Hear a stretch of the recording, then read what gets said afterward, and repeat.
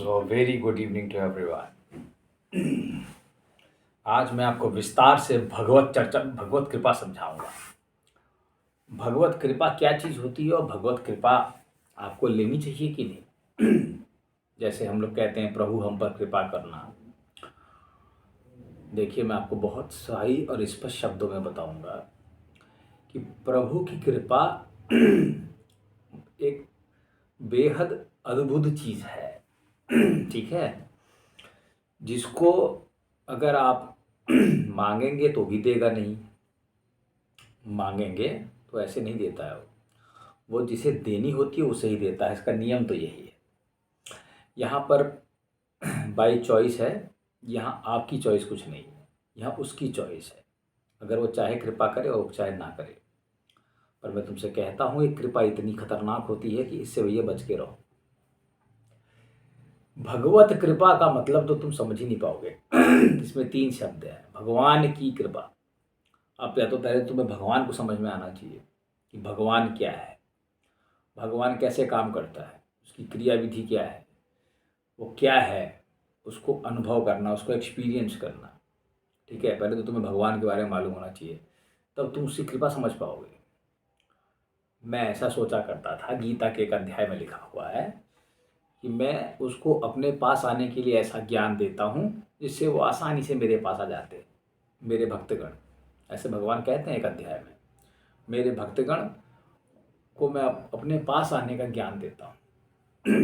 तो मैं सोचता था ये कोई ऐसी छोटी मोटी चीज़ होगी, मैं उन पर कृपा करता हूँ। ये लिखा है भगवान की गीता में, लिखा है भाई बिल्कुल साफ। मैं सोचता था ये कोई ऐसे होता होगा, थोड़े समय में होगा, ठीक हो जाता होगा, कृपा है बस। पर अब जब मैंने इसको अच्छे से समझ लिया, भगवान और भगवान की कृपा को काफ़ी अच्छे से अभी, तब मैं आपके सामने बता रहा हूँ। सुनो, अगर भगवान कृपा देने भी आए ना तब भी मत लेना, मत लेना। मैं तुमसे कह रहा हूँ, गुफा में छिप जाना, रॉकेट से आसमान में उड़ जाना, कहना मुझे नहीं चाहिए, भगवान पीछे पीछे लेके दौड़े तब भी मत लेना, मत लेना। मैं तुमसे कहता हूँ। तुम कहोगे ये कैसी बात है, क्योंकि तुम्हें मालूम ही नहीं है अभी ये कृपा कितनी खतरनाक चीज़ है। और एक बार कृपा मिल गई फिर क्या होता है। असल में हम ये सोचते हैं कि भगवत कृपा, जैसे हमारे दिमाग में ये कंसेप्ट बैठा हुआ है कि भगवत कृपा है जैसे कि अंबानी या अरबपति बन गए। ये भगवत कृपा ऐसा कुछ नहीं है। ये तो रजोगुण की एक चरम सीमा है। अमीर हो गया कोई, हम लोगों ने क्या किया, भगवत कृपा को पैसे और धन दौलत और समृद्धि से जोड़ दिया। हमने देखा जैसे जैसे हमने भगवान की पूजा की, हमारी संपत्ति बढ़ती गई। अगर ऐसे लोगों के साथ हुआ तो लोगों में भगवान के प्रति कृपा आ रही है, कृपा आ रही है, कृपा बरस रही है। अरे मूर्खों, ये कृपा नहीं है, ये तो खाली रजोगुण में एक प्रकृति की अभिवृद्धि हो रही है। वहाँ उसने एक अंबानी बिठा दिया या कोई बिल गेट्स बिठा दिया, तुम उसके जैसे ही बनने की सोचते रहो, बस वो तुम्हारा जीवन उसी में काट दो कि मैं अब आगे बढ़ बढ़ के यहाँ तक पहुँच जाऊँ और कभी सुखी ना रहो। ये तो वो बना रखे हैं। ये कोई कृपा थोड़ी है, ये सब ये कोई भगवान की कृपा प्राप्त नहीं है। भगवान की कृपा उन पर होती है जिनका भगवान सब कुछ छीन लेता है। मैं तुमसे सच कहता हूँ, the reality is that God snatches everything which is present in you. खींच लेता है, और उस खींचने में बड़ा दर्द भी होता है। तुमसे सच कह रहा हूँ। अब मैं अच्छे से समझ गया हूँ कृपा क्या चीज़ है, इसलिए मैं तुम्हें भी समझा रहा हूँ। इसलिए इससे अगर कहीं बच सको तो बचना। भगवान देने आया कहे कृपा दे दूँ, कृपा मांगना भी मत कभी भूल करके भी, देना तो छोड़ो। क्योंकि एक बार तुम इसके जाल में फंस गए तो तुम निकल भी नहीं पाओगे। समझ रहे हो। मीराबाई को देख लो, ठीक है। अब मैं मीरा को अच्छी तरह समझ सकता हूँ, क्योंकि मीरा शारीरिक रूप से उतनी व्यथित आदमी नहीं होता है जितना मानसिक रूप से हो जाता है इसमें कृपा में। व्यथित का मतलब तुम समझोगे ही नहीं, तुम सोचोगे, थोड़े घटिया विचार आते होंगे। तुम उस दिमाग की अवस्था को तुम कभी समझ ही नहीं सकते। वो इतनी विकराल होती है, इतनी भयानक होती है कि उससे मैंने एक वीडियो भी से पहले बनाया था कि मृत्यु ठीक है, ये जीवन नहीं चल पाएगा। सीता की स्थिति को लो, सीता ने वनवास काटा, रावण के बारे में वहाँ झेला, कुछ कभी कहीं वहाँ ताने झेले, कभी वहाँ ताने झेले, और आखिरी में देखो कितना क्रोध था, इतना मतलब पक गई थी, इतना पक गई थी कि धरती माता से कहा फट जाए, मेरे में ले जाओ। ऐसी होती कृपा। ये जीने का मन नहीं करेगा, मैं तुमसे कहता हूँ, इसलिए कृपा मत मांगना, सब छीन लेगा। सुदामा को देख लो, कालिदास को देख लो, तुलसीदास को देख लो, ऐसे दौड़ा रहा है। समझ रहे हो? इतने भक्ति रस के हुए, एक को नहीं छोड़ा इसने। क्योंकि जब वो आता है तो सब भाग जाता है, और सब भगाने के लिए हाहाकार मच जाता है।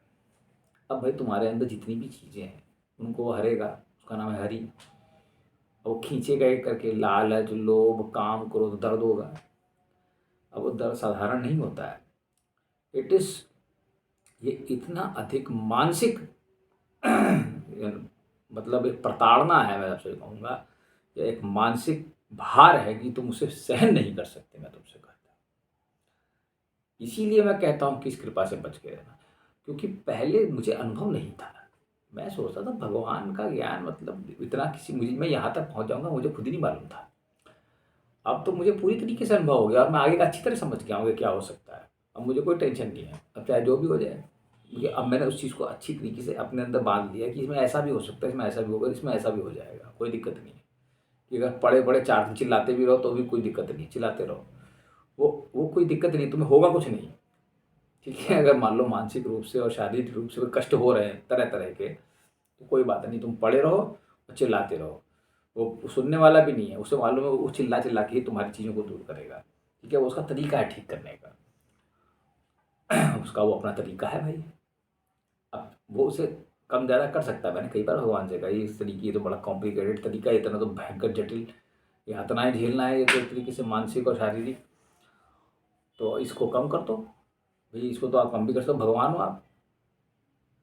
तो बोले मैं अपने तरीके से ही काम करता हूँ, मुझे तुम्हारे तरीके से कोई मतलब नहीं है। ठीक है, तो कृपा को अगर हम समराइज करें, कृपा का मतलब है शारीरिक, मानसिक, सामाजिक, हर प्रकार से तुम्हारी एक, तुमको निचोड़ देना, तुमको ड्रेन कर देना, तुम्हें खाली कर देना, ताकि तुम्हारे अंदर जब नाड़ियों का ये शोधन हो रहा है या कुंडलिनी का जब जागरण हो रहा है ना, तो इसमें बहुत बड़ी प्रक्रिया हो रही है।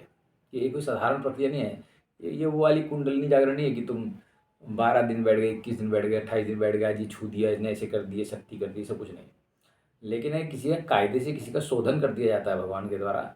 ठीक है, स्वयं भगवान ही अगर किसी के गुरु हो जाए तो आप समझ नहीं सकते कि स्थिति कितनी गंभीर है। ठीक है, तो कृपा लेने से पहले और मांगने से पहले 100 बार सोच लेना। मैं तुमसे फिर कहूँगा 100 बार नहीं, 1 करोड़ बार सोच लेना। कभी ये मैं तो कहता हूँ भगवान के सामने भूले से भी प्रभु मुझे कृपा करो। मैं तो ये कहने लग गया हूँ भगवान से कि प्रभु तुम अपनी कृपा वापस ले लो, मैं नहीं झेल पा रहा इसको।